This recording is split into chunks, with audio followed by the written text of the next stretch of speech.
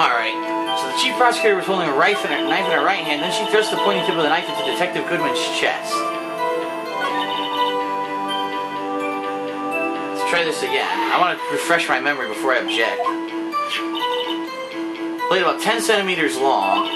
Is that right? She says about, and saying about, and then the thing, you know, the autopsy says 12 centimeters. I guess that kind of covers it. I mean, sure it was easier boiling an egg. Alright, skip all this about the egg. Then she thrust the pointing tip of the knife into Detective Goodman's chest. Tell the court, blah blah blah. He saw her raise the knife and strike. Unfortunately, by the time I realized what was going on, it was already too late. Too late. Yes, the next moment, the chief prosecutor brought down the murder weapon. I see. I said that before, blah blah blah.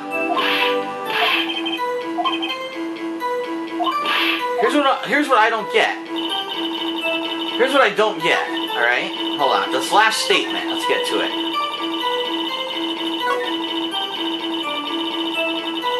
Come on.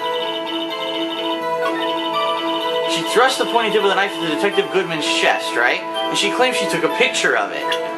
But when you look at the picture, she's covered in blood, but there's no knife. And I don't even see the body. I don't like this picture. I'm gonna object to this picture, I think. And you witnessed this? You saw Miss Sky stab the victim with the knife. As I've already said, yes. I swear it on my finest salmon swirl lunch. Ugh. I'm sure there's a fine lunch. But isn't that odd? Look at the photograph. This is the photograph you took at the very moment of the crime, is it not? Why is Miss Sky not holding a knife? I was right. Yeah, she's not holding the knife. Ahem. Mr. Edgeworth, your thoughts? Objection. Let's be a little more careful with our evidence, shall we? It is you that needs to be more careful, Mr. Wright. What do you mean, Mr. Edgeworth? This photograph was not taken the moment before the stabbing. This was taken the moment after the stabbing. How can you tell that? Blood splatter. Huh? See the dark crimson stain on the chief prosecutor's coat? It's a black and white photograph. Ah, yes, it's hard to tell, but this could be blood. Well, Mr. Wright, I see no problem here. No problem, except you. Huh.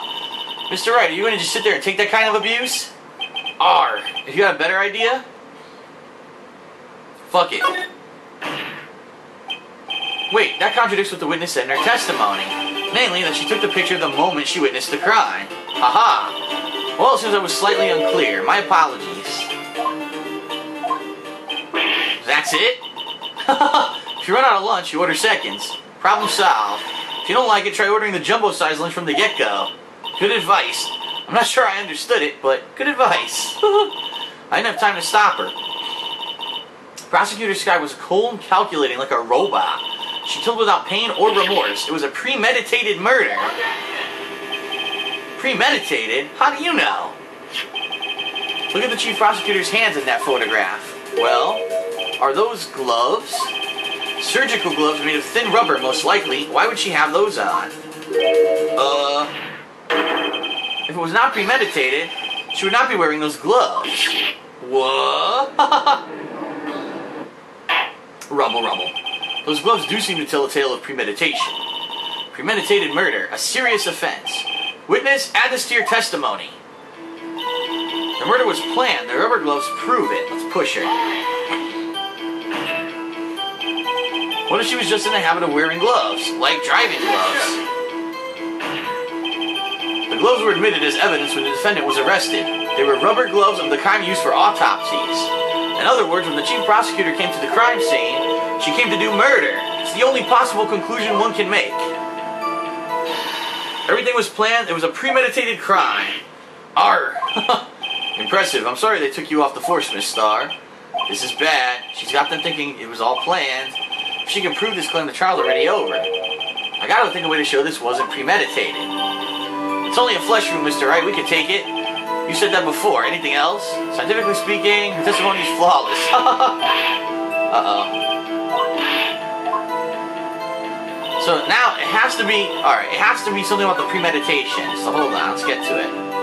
The murder was planned, the rubber gloves prove it.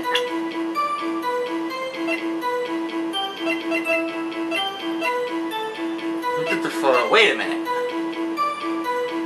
Premeditated murder means that she planned on doing this all along. That's why she wore the gloves. But that doesn't make sense.